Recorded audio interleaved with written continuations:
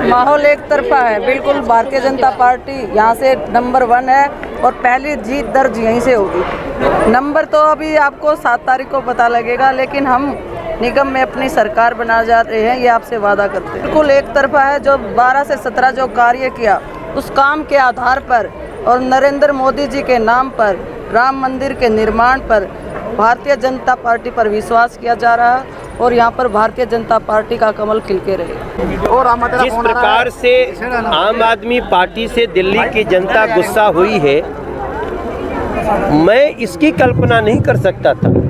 भाई तेरा फोन आ रहा है। मुझे ऐसा लग रहा था तेरा आ रहा है मेरे कैमरे कि इनकी कलई खुलते खुलते टाइम लगेगा, लेकिन मैं जहाँ भी जा रहा हूँ लोगों का ऐसा प्रेम भारतीय जनता पार्टी के लिए उमड़ा है और लोग ऐसी ऐसी बातें आम आदमी पार्टी के लिए कहने लगे हैं कि मैं अपनी दृष्टि से 160 सभा करने के बाद मैं ये आपको बोल सकता हूँ कि जो एमसीडी में जो अरविंद केजरीवाल की एक आशा थी वो टूट गई है। दिल्ली के लोगों ने निर्णय कर लिया है 4 दिसंबर को भी कमल का बटन दबाएंगे और अब आम आदमी पार्टी की अंतिम विदाई करेंगे।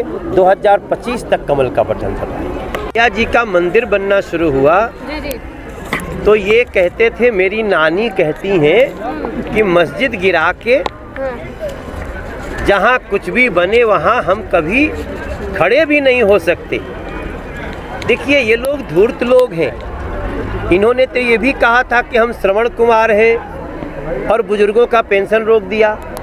इन्होंने ये भी कहा था किराएदारों को कोरोना में मकान मालिकों को किराया नहीं देना होगा, सरकार देगी।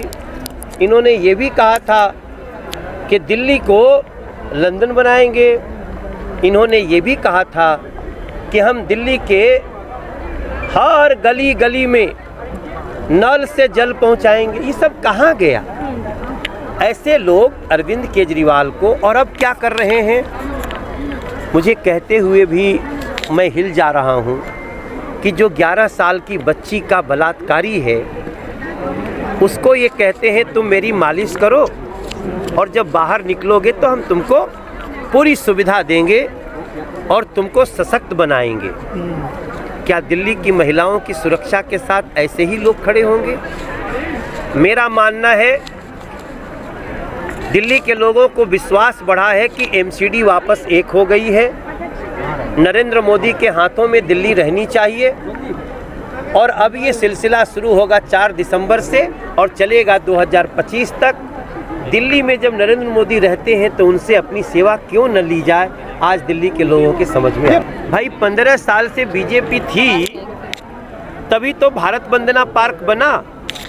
15 साल से बीजेपी थी तभी तो अनऑथराइज कॉलोनियों को ऑथराइज कर दिया गया।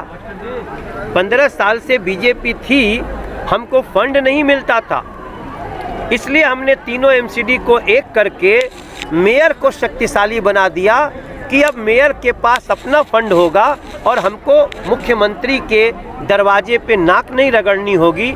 और दिल्ली को पता है अगर फंड है दिल्ली में बीजेपी के पास तो बीजेपी से बढ़िया कोई और काम नहीं कर सकता।